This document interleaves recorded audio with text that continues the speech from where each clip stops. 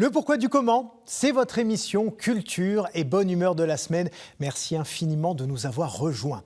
On va commencer avec un petit jeu, si vous le voulez bien. Bah oui, c'est vous qui allez découvrir l'expression dont on va parler aujourd'hui. Et ce sera en rébus. Est-ce que vous êtes prêts? Oui, on est super prêts. Ok, on y va. Alors, bah oui, c'est un petit peu compliqué, mais enfin, faut y aller.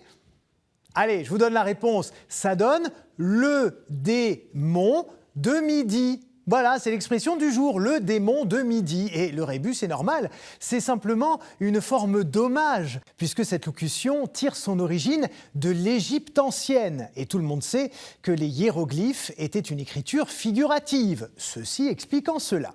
Bon, et sinon, c'est quoi exactement le démon de midi ? Eh bien, pour certaines personnes, la quarantaine ou la cinquantaine sont des périodes délicates de la vie. Des moments de déprime, de remise en question, de changements radicaux. Et c'est une crise qui se matérialise parfois par la volonté de changer de partenaire amoureux pour en trouver de plus jeunes dans l'espoir de retenir le temps qui passe et de donner un nouveau souffle à son existence. Mais pourquoi ce démon intervient-il à midi précisément ? Eh bien déjà, il faut savoir que le di de midi est une abréviation du latin dies, qui veut dire jour. On le retrouve évidemment dans lundi, mardi, etc. Midi, c'est donc le milieu du jour. Et au fil des siècles, la culture populaire a associé de façon métaphorique le midi au zénith d'une vie, à cette période où on est au milieu de son existence et donc encore en possession de toutes ses capacités physiques et cognitives. Voilà, ça pourrait être aussi simple que ça, le démon de la moitié de la vie. Mais en fait, pas du tout. Et c'est là que ça devient intéressant. En réalité, cette locution repose sur une erreur de traduction de l'Ancien Testament. Je vous en parlais tout à l'heure, direction l'Égypte ancienne, où on va tout comprendre, puisque nous sommes aux environs de l'an 270 avant Jésus-Christ. Et en ce temps-là, une importante communauté juive vit à Alexandrie. Ils sont très bien intégrés à la population, ils ont gardé leurs rites et leurs habitudes spirituelles, mais à Alexandrie, on parle grec. Du coup, ils demandent au pharaon Ptolémée II une traduction officielle de la Bible de l'hébreu vers le grec, leur langue du quotidien. Le pharaon accepte et fait venir de Jérusalem 72 érudits pour réaliser cette mission. Ils sont envoyés sur l'île de Pharos et travaillent sur cette traduction isolés les uns des autres. Et la légende raconte qu'à la fin de leur labeur, les 72 versions de l'Ancien Testament étaient identiques.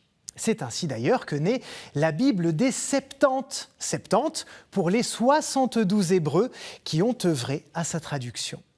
Mais si la légende est vraie, et qu'ils ont produit exactement la même interprétation sans se concerter. Ça veut dire qu'ils se sont tous trompés sur le même passage. Rappelez-vous, je vous l'ai dit tout à l'heure, l'expression est le fruit d'une erreur. Et tout se passe dans le psaume 90 au verset 6. Voici ce qui est écrit.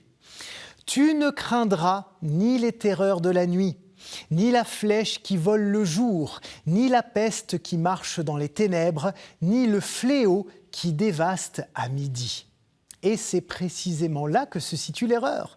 Dans la Bible des Septante, le mot « Yashud » qui dévaste fut confondu avec « Shed » qui veut dire « démon ». Il est donc écrit « ni le démon à midi ». Et ce contresens a ensuite été reporté dans la Vulgate. Vous savez, c'est la traduction latine de la Bible, écrite au 5e siècle de notre ère. Et voilà comment, petit à petit, on se met à croire en un démonius meridianus, un diable du méridien. Jusqu'à la fin du XVIIe siècle, la formule n'a aucun lien avec le péché de chair. C'est début XVIIIe qu'on commence à associer le démon aux tentations du quotidien. Bien plus tard, en 1914, l'auteur Paul Bourget utilise la locution comme titre pour l'un de ses romans, l'histoire d'un écrivain catholique qui revient dans sa région natale et y retrouve son amour de jeunesse avec qui il vit une grande passion extra-conjugale. Et c'est comme ça que l'expression s'installe définitivement dans la langue française avec la signification que l'on sait. Voilà, chers amis, c'est fini pour aujourd'hui. Merci infiniment pour votre attention et à la semaine prochaine pour de nouvelles aventures linguistiques. Au revoir.